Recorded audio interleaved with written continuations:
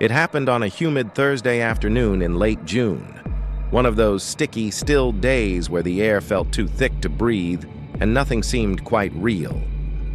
The kind of day that shouldn't have made the news, but did.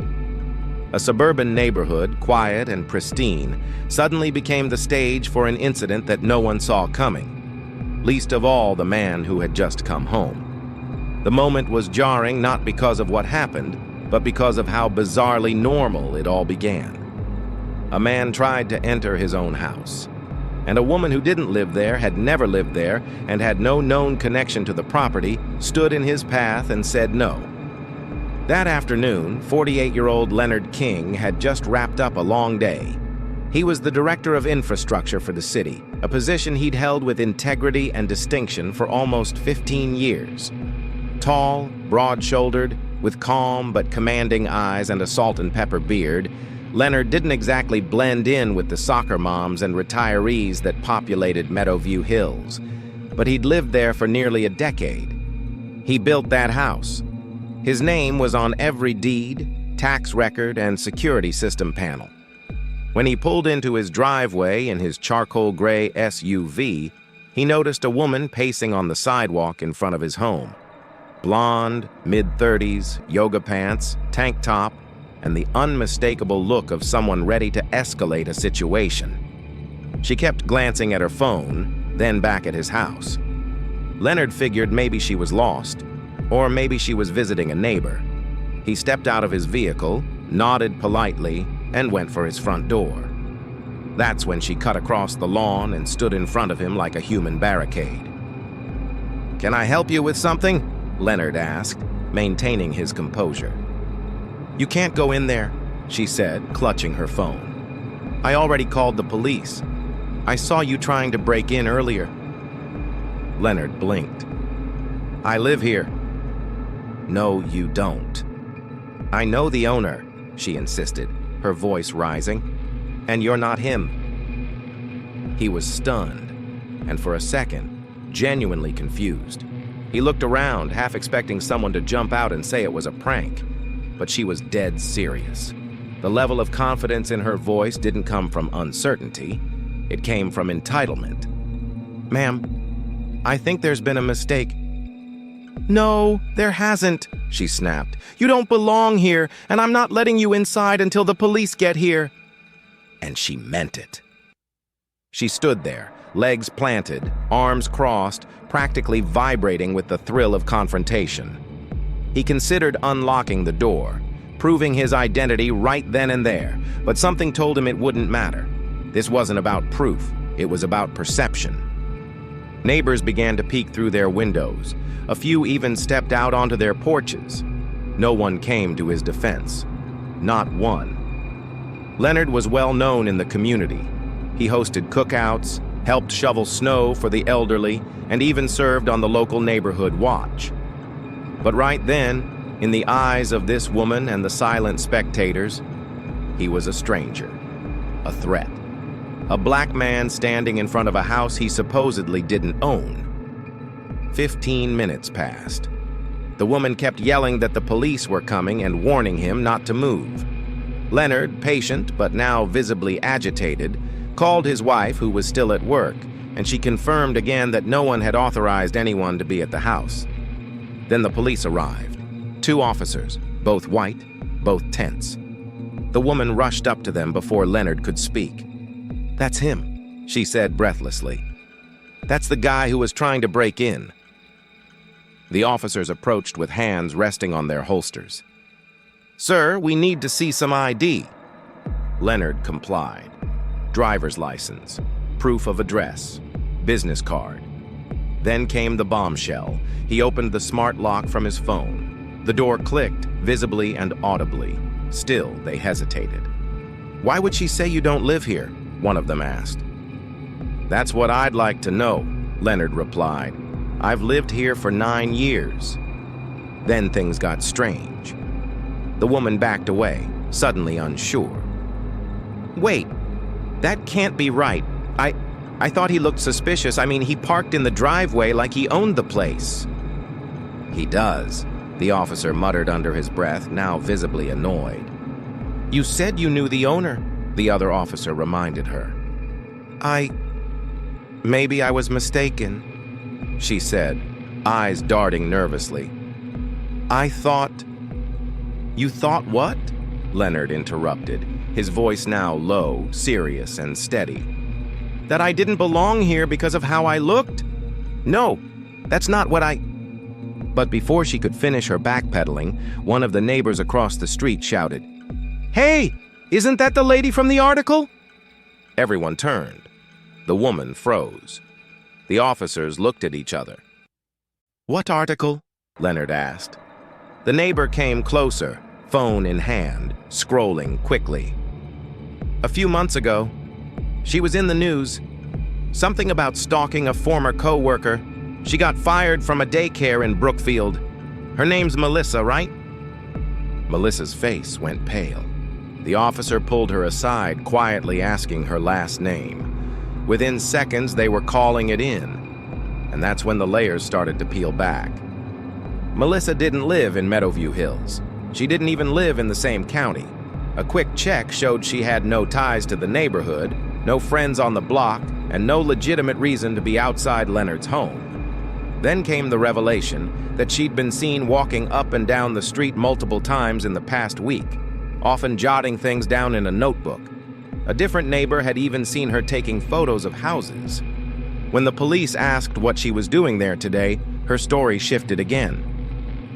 I was house hunting, but you told us you knew the owner. I thought I did, she said weakly. You also said he was breaking in. I got confused. But Leonard had heard enough. You didn't get confused. You saw me, and you decided I didn't belong. You lied, called the police, and tried to block me from entering my own home. Melissa's face twisted. Her lip quivered. But it was all performance. Behind her eyes, there was no remorse, only panic at being caught. She's got a folder in her bag, another officer said suddenly. He had gone to her car, which was parked around the corner. Inside were notes, photos of multiple homes in the neighborhood, and, most disturbingly, clippings from newspapers and articles about prominent black professionals in the area. One of them was Leonard's profile from a city council newsletter. It wasn't random. This wasn't a misunderstanding. Melissa had been watching him. She's been tracking me, Leonard muttered, looking down at the photos. Why? They cuffed her quietly, reading her rights. But even as she was placed in the back of the squad car, she kept glancing at Leonard, something unspoken lingering in her expression. Hatred? Obsession? A warning? Then, one of the officers received a message through his radio. He paused, listened, then turned back toward Leonard. You might want to come with us. For what? We just ran her plates. Her name came up in connection with another incident. A break-in at a council member's home last year. Security footage was inconclusive, but the car matches. Leonard felt the hairs on the back of his neck rise. And there's something else, the officer added grimly. We got a ping from an address tied to a burner phone we found in her car. It's an abandoned storage unit. We'll need to check it out. There could be more. More? Leonard glanced back at his house, his safe place now tainted by the memory of being told he didn't belong, and then to the woman sitting silently in the back of the cruiser. Something told him this wasn't the end. It was just the beginning, because what they found in that storage unit would change everything. And when Leonard walked inside and finally saw it for himself, he realized the truth was far more terrifying than he had ever imagined. Leonard King hadn't said a word during the ride to the storage unit. His broad hands were clasped together in his lap, jaw tight, eyes fixed out the windshield but clearly not seeing what was ahead. In the span of a few hours, a routine return home had spiraled into a sickening nightmare. First being accused of breaking into his own house, then discovering that the woman who called the police had been watching him. Now he was on the verge of uncovering why. The facility was nothing more than a stretch of dull gray doors tucked behind a row of abandoned warehouses. It reeked of mold and stale air, the kind of place you'd never look twice at unless you had a reason to hide something. Officer Torres slid open Unit 117 and flicked on his flashlight. The beam hit stacks of folders, bins overflowing with papers, and taped photos littering the walls. Dozens of manila envelopes were labeled with names, many of which Leonard recognized. Councilwoman Ramsey, Dr. Elijah Rowe, Principal Hartman, and himself. There were long-range photos of him jogging, entering his office, even grilling in his backyard. A hand-drawn map showed the layout of his house. Another sheet tracked his wife's and son's weekly routines. One folder included floor plans, names of utility workers, and a list of his known passwords. This wasn't just stalking, Leonard muttered, stepping back in disbelief. She was planning something, and she wasn't working alone. Taped to the back of one folder was a QR code. When the officers scanned it, it led to an encrypted blog titled The Real Purity Project. The homepage read, "Purity Through Removal." There were manifesto-like rants about protecting traditional neighborhoods and taking back stolen communities. Every post was signed by a single letter, J. The entries were recent. One read, "Target 5 is scheduled." She's been tracking him closely. Once access is denied, Phase 2 begins. Leonard's stomach sank. Target 5 was him. This wasn't a misunderstanding. It was a targeted operation. He turned to Officer Torres. "She's not just a random woman with a grudge," Leonard said. "This is organized. Someone's guiding her." They interrogated Melissa again. When shown the blog, she simply smiled. A slow, detached, eerie smile. "He told me you'd be confused," she whispered. "Confusion is part of the cleansing." "Who is Jonas?" Torres asked. "The shepherd. I'm just the bell." She refused to say more, but her silence didn't matter. The blog, the notes, and the surveillance trail were enough to bring in Homeland Security.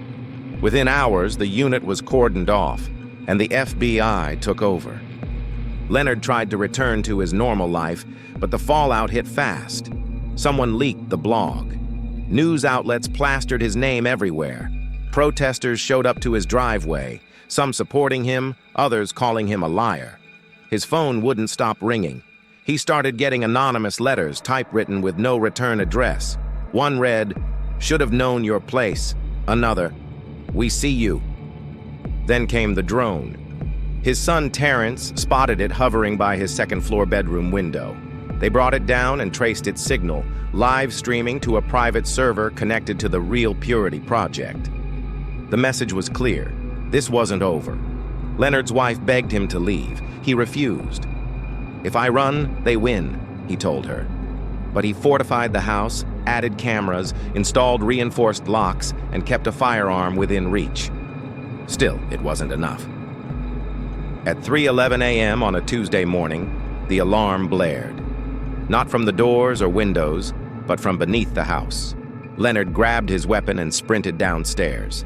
The door to the utility room was ajar. Inside, someone had cut into the foundation, exposing a narrow crawl space. There, sitting in the dirt, was a black box with wires and blinking lights. The bomb squad arrived, but it wasn't an explosive. It was surveillance. A disguised listening device with high-end directional mics and a motion-activated camera. They'd been listening for weeks.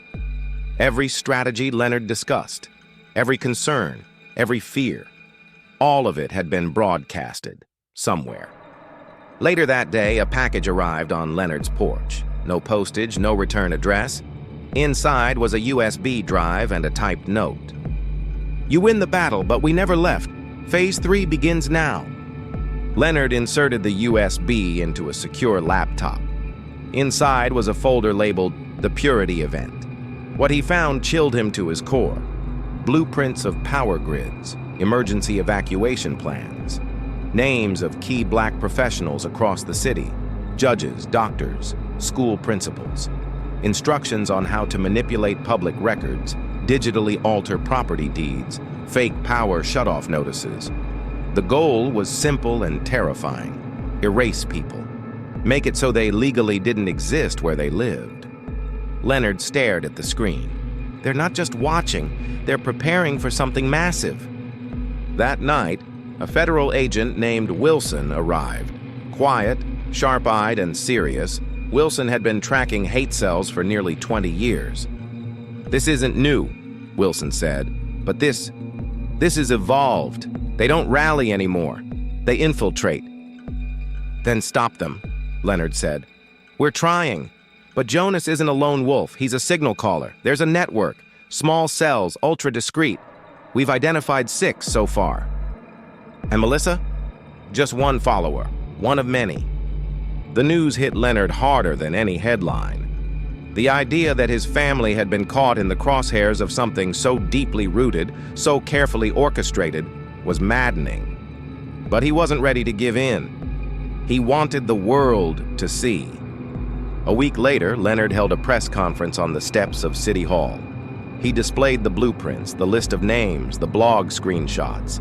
He called out the system, named the patterns, showed the press what he had survived and what others might not. By the next morning, the Purity Project was trending worldwide. Public outrage followed. Congressional hearings were demanded. A federal investigation launched. Then Leonard's home was firebombed. He and his family were already gone, relocated under protective surveillance. But the message was clear. Silence wasn't an option anymore. Neither was safety. In the charred ruins of the house, fire investigators found something strange. A small stainless steel coin, engraved with a white sticker.